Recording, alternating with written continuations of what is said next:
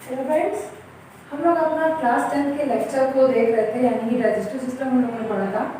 तो digestive system में हम लोगों ने देखा था कि डाइजेस्टिव सिस्टम कैसे वर्क करता है, कौन कौन से एंजाइम हैं और कौन कौन सी ग्रंथियां हैं जो हमारे डाइजेस्टिव ट्रैक्ट में यानी कि डाइजेस्टिव सिस्टम में पाई जाती हैं।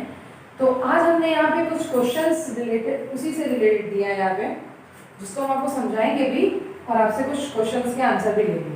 तो जैसे कि हम लोग यहाँ पे देख रहे हैं, यहाँ बस 5 क्वेश्चन है। नंबर फर्स्ट का जो हमारा क्वेश्चन है वो है लाल ग्रंथियों का नाम बताते हुए उनसे निकलने वाले एंजाइम का नाम बताना है। यानी कि हमारे माउथ में यानी कि बक्कल कैविटी में how many types of salivary glands are found, यानी कि सैलिवरी ग्लैंड्स कितनी पाई जाती हैं, लाल ग्रंथियाँ, उनके नाम बताने हैं और उनसे निकलने वाला जो एंजाइम है उसको क्या कहते हैं और उसका दूसरा नाम क्या है ये बताना है। सेकेंड क्वेश्चन है जो बहुत सरल सा और सीधा सा है, HCl का क्या कार्य होता है।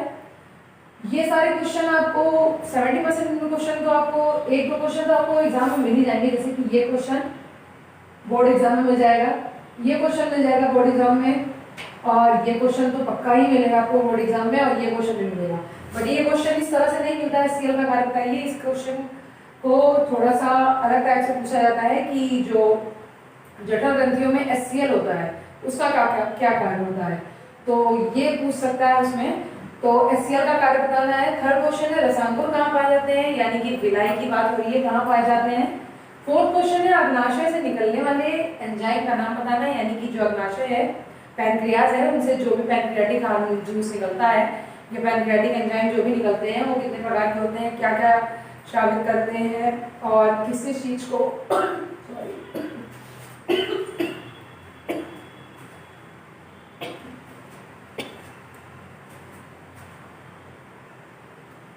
तो हम लोग देख रहे थे कि अग्नाशय से, यानी कि फोर्थ क्वेश्चन अपना देख रहे थे, अग्नाशय से निकलने वाले एंजाइम का नाम बताना है, यानी कि जो भी पैनक्रियाटिक जूस निकलता है, ये पैनक्रियाज से जो भी एंजाइम निकलते हैं उनका नाम बताना है।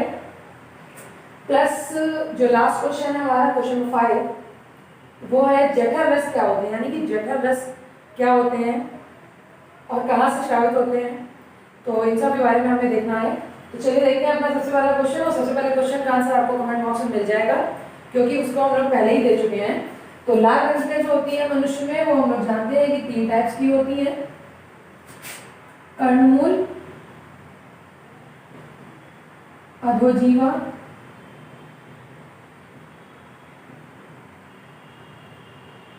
और अधोमुख, यानी कि पैरोटिड ग्लैंड। उस दिन भी मैंने बताया था जब मैं डाइजेस्टिव सिस्टम हमने पढ़ाया था, पैरोटिड होती है, सब मैक्सिलरी होती है, सॉरी सब लिंगुअल है ये, और ये है सब मैक्सिलरी या मैंडिबुलरी भी बोलते हैं इसको। तो ये तीनों हो गई हमारी सैलिवरी ग्लैंड्स, और ये तीनों सैलिवरी ग्लैंड्स जो हैं ये क्या सिक्रीट करती है, तो सैलिवरी ग्लैंड्स जो है वो सलाइवा सिक्रीट करती है, और सलाइवा में जो एंजाइम पाया जाता है उसे हम बोलते हैं सलाइवरी अमाइलेज।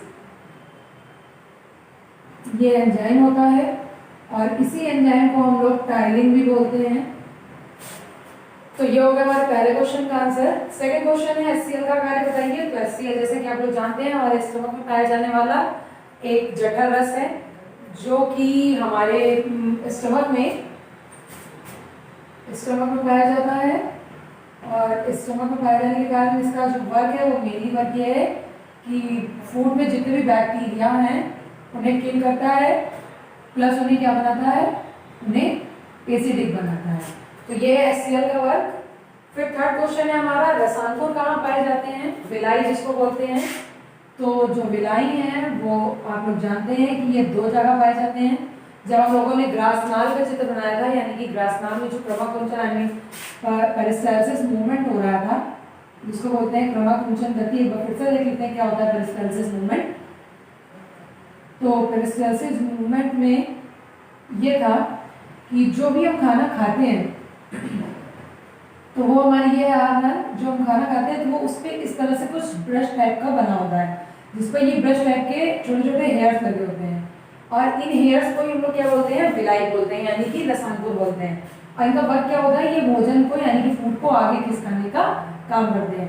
तो यानी कि ये जो भोजन के आगे खिसकने का जिगजैग मोशन में जो मूवमेंट हो रहा है, गति जो हो रही है, वही गति क्या कहलाती है? वही गति कहलाती है पेरिस्टालसिस मूवमेंट, यानी हिंदी में उसको बोलते हैं हम क्रमाकुंचन गति। तो विलाई जो होते हैं वो हमारे आहार नाल में पाए जाते हैं और इसमें पेरिस्टालसिस मूवमेंट करते हैं। और दूसरे जो नंबर के यानी कि 2 जगह पाए जाते हैं विलाई, पहले तो होता है हमारी जो आहार नाल में यानी कि एलिमेंट्री कैनाल में पाया जाता है, और दूसरे नंबर का जो है विलाई वो पाया जाता है हमारी लार्ज इंटेस्टाइन में। और लार्ज इंटेस्टाइन में क्या करता है ये? लार्ज इंटेस्टाइन में सिर्फ और सिर्फ एब्जॉर्प्शन का वर्क करता है, यानी कि जो वाटर है उसे एब्जॉर्ब करने का काम करेगा विलाई। तो ये हो गया हमारा क्वेश्चन 3 का आंसर। क्वेश्चन नंबर 4 है अग्नाशय से निकलने वाले एंजाइम का नाम बताना है, इसको आपको कमेंट बॉक्स में बताना है। फिर क्वेश्चन नंबर 5 जठर रस क्या होते हैं? तो जठर रस आपको पता है जो भी रेनिन है, पेप्सिन है, ट्रिप्सिन है, ये सब जब HCl से ऐड करते हैं यानी एडिशन करते हैं तो प्रोरेनिन, प्रोपेप्सिन और प्रोटोक्सिन बनाते हैं। इन्हीं को ही हम प्रोएंजाइम या जठर रस बोलते हैं। और ये हमेशा हम लोगों की जठर ग्रंथियों में बनता है, यानी कि जो जठर ग्रंथियां वो हमारी कहाँ पाई जाती हैं? वो हमारे स्टमक में पाई जाती हैं। तो ये थे हमारे 5 क्वेश्चंस। इन 5 क्वेश्चन में आपको जो नहीं समझ में आया होगा वो आप कमेंट बॉक्स में कमेंट करके बताइएगा, और क्वेश्चन नंबर 4 का आंसर आपको बताना है। Thank you.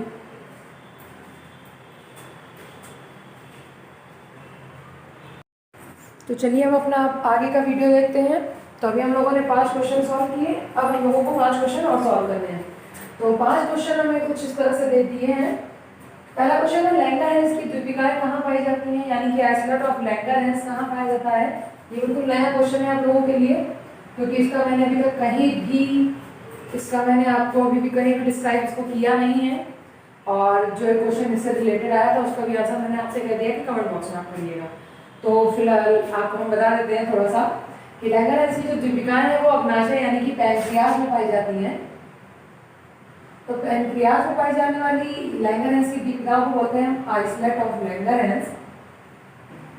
Islet of Langerhans ये होती क्या है? लैंगरहैंस की द्वीपिकाएं ये अग्नाशय में पाई जाने वाली छोटी छोटी कोशिकाएं होती हैं जिनमें अल्फा, बीटा, गामा 3 प्रकार की सेल्स पाई जाती हैं।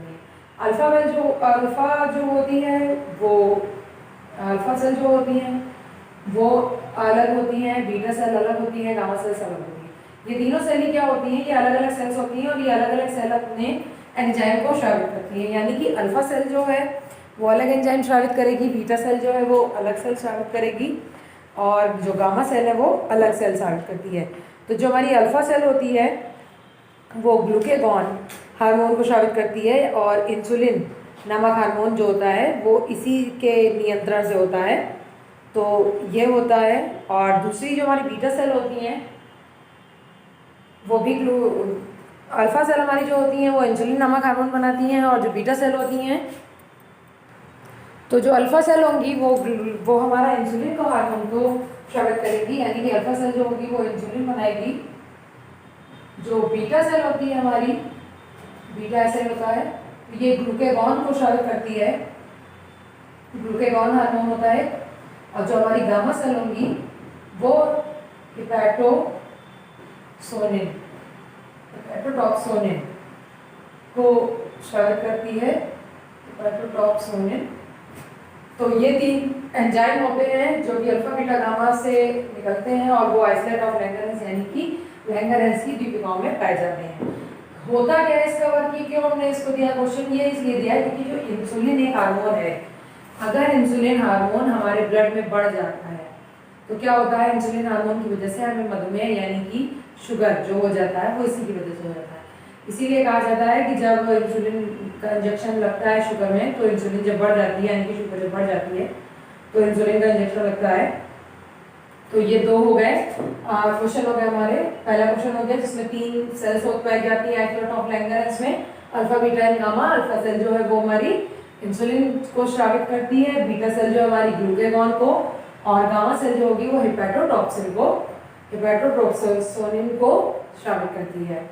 अब बात आती है 7th क्वेश्चन की, जो कि है सबसे बड़ी ग्रंथि का नाम क्या है? You almost know very well कि सबसे बड़ी ग्रंथि का नाम है लीवर यानी कि यकृत, और यही मनुष्य की सबसे बड़ी ग्रंथि है। फिर 8th क्वेश्चन हमारा कृमि रूप परिशेषिका कहाँ पाई जाती है? कृमि रूप परिशेषिका, ये भी नई चीज है आप लोगों के लिए, लेकिन कृमि रूप परिशेषिका हम यहाँ पे बता दे रहे हैं। हम लोगों ने उस दिन डाइजेस्टिव सिस्टम बनाया था तो उसमें कुछ इस तरह का डायग्राम बनाया हुआ था।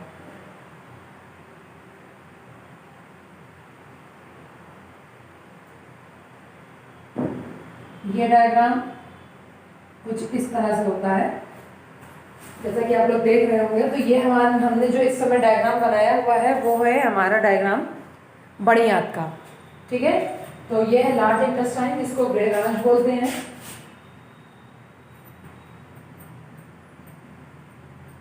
तो ये जो लार्ज इंटेस्टाइन है यानी कि बृहदांश, इसमें क्या होता है, इसमें एक ये जो आप पॉइंट देख रहे होंगे, ये वाला पॉइंट, ये पॉइंट क्या होता है, ये एक अलग सा एक निकला हुआ कृमि के रूप में, यानी कि एक कीड़े के रूप में, कृमि के रूप में होता है निकला हुआ। और परिशेषिका क्या कहते हैं, यानी कि वेस्टिजियल ऑर्गन, जितने भी ऑर्गन हम यूज नहीं करते, नॉर्मली इसको हम लोग बोलते हैं अपेंडिक्स।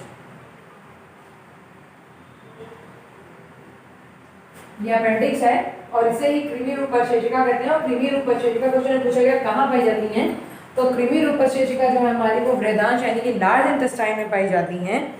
और ये एक नली के नुमा होती हैं, जो कि हमारे बड़ी आंत में एक उभरी चौड़ी नली के नुमा होती हैं, जो कि कृमि के आकार की होती हैं। और जो हमारी लार्ज इंटेस्टाइन होती है उसकी जो लंबाई होती है वो 7 to 10 सेंटीमीटर होती है, इसीलिए इसको लार्ज इंटेस्टाइन बोलते हैं। और स्मॉल इंटेस्टाइन इससे भी ज़्यादा बड़ी होती है, बट उसको बोलते हैं स्मॉल। और लार्ज इंटेस्टाइन जो होती है वो होती है छोटी, और उसको बोलते हैं हम लोग लार्ज इंटेस्टाइन, यानी कि चौड़ाई लंबाई में छोटी होती है। फिर 9th क्वेश्चन जो हमारा वो है यकृत का ऐसा पदार्थ जो रुधिर को जमने से रोकता है। यानी यकृत में कौन सा ऐसा पदार्थ पाया जाता है जो रुधिर वाहिनियों को जमने से रोकता है, यानी कि जो हमारा ब्लड है वो क्लॉट क्यों नहीं होता है, यकृत में ऐसा कौन सा पदार्थ पाया जाता है। तो यकृत में एक ऐसा पदार्थ पाया जाता है जिसका नाम है हिपैरिन। हिपैरिन एक ऐसा पदार्थ है जो कि यकृत में पाया जाता है, यानी कि हमारे लीवर में पाया जाता है, और वो रुधिर वाहिनियों को जमने से रोकता है। ये सारे क्वेश्चन आपके कंपटीशन के लिए तो है ही हैं, साथ ही साथ आपके बोर्ड एग्जाम के लिए भी हैं। तो मे भी 1-2 नंबर वाले जो क्वेश्चन आते हैं उसमें ये टिक करने के लिए आ जाए, तो इसलिए हम आपको इस तरह से क्वेश्चन सॉल्व करा रहे हैं। फिर क्वेश्चन नंबर 10 है, लास्ट क्वेश्चन है हमारा आज का। तो वो है ये कि जल में घुलनशील विटामिन का नाम बताइए। तो जल में घुलनशील विटामिन का जो नाम है वो क्या है, वो आप लोग अच्छे से जानते हैं, BNC। ये हमारा जल में घुलनशील विटामिन है। और हमने बताया था आपको ADENK यानी कि एडेक जो है वो वसा में यानी कि लिपिड में घुलनशील विटामिन है। सो soluble in fat vitamin is ADEK, which is also known as EDEK, and soluble in water vitamin is only B and C. Okay, तो कैसा लगा आज का आपको वीडियो बताइएगा, और क्वेश्चन नंबर 4 का आंसर कमेंट बॉक्स में दीजिएगा।